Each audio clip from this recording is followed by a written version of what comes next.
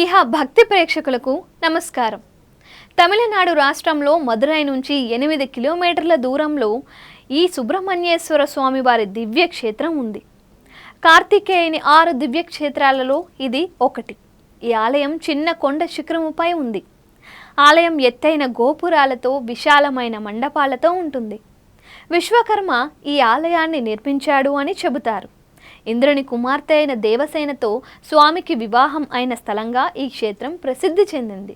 ఆలయంలోని మూల విరాట్ విగ్రహం కార్తికేయ దేవసేన వివాహ సన్నివేశాన్ని చూపిస్తోంది. ఇంద్రుడు కలశంతో నీళ్లు పోస్తూ ఉండగా స్వామి కుడి చేతిని చాచి ఉంటారు. ఎడమవైపున దేవసేన సిగ్గుతో నిలబడి ఉంటుంది. చూడటానికి 2 కళ్ళు చాలవు, అంత అందంగా ఉంటారు. చిరకాలంగా వివాహం కుదరని యువతీ యువకులు ఇచ్చట స్వామివారిని దర్శించి మొక్కుకొని వివాహం కుదిరిన తరువాత స్వామి సన్నిధిలో మొక్కుబడిగా వివాహం చేసుకుంటూ ఉంటారు. ఈ ఆలయంలో మహావిష్ణువు పరమేశ్వరుడు ఎదురెదురుగా ఉంటారు. కార్తీక పౌర్ణమి రోజున కొండపైన కార్తీక దీపం వెలిగిస్తారు. కొండ చుట్టూ ప్రదక్షిణ చేసి కార్తీక దీపాన్ని స్వామివారిని దర్శించుకొని తరిస్తారు. ఊరంతా దీపాలతో కలకలలాడుతూ ఉంటుంది. మనకి చూడటానికి 2 కళ్ళు సరిపోవు. మరో విశేషం ఏంటంటే మిగిలిన 5 ఆలయాల్లో స్వామి నిలబడి ఉంటారు. తిరుప్పరంకుండ్రం గుహాలయంలో మాత్రం ఆయన ఆసీనుడై ఉంటారు. ఒకవైపు దేవసేన, మరోవైపు నారద మహర్షి విగ్రహాలు ఉంటాయి. ఈ ఆలయంలో స్వామి విగ్రహానికి బదులు ఆయన శూలానికి అభిషేకాలు నిర్వహిస్తూ ఉంటారు.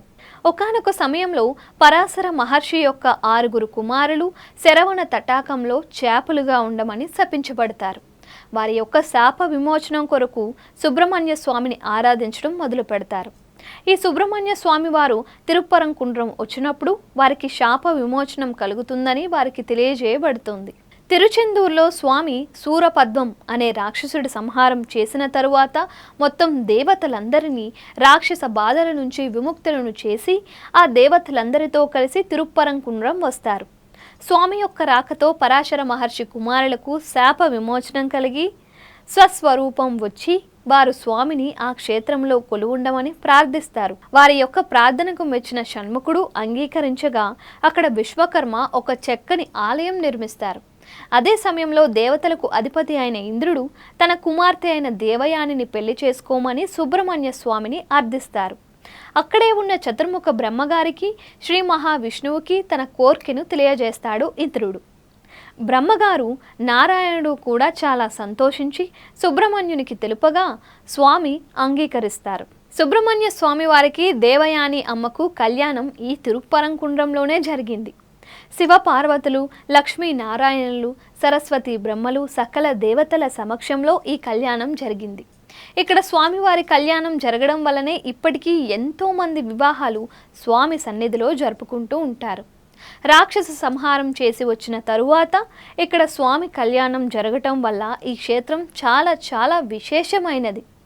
ఇంకో విశేషం ఏంటంటే ఈ ఆలయం మొత్తం ఒకే కొండ రాతిని చెక్కి మలచినది.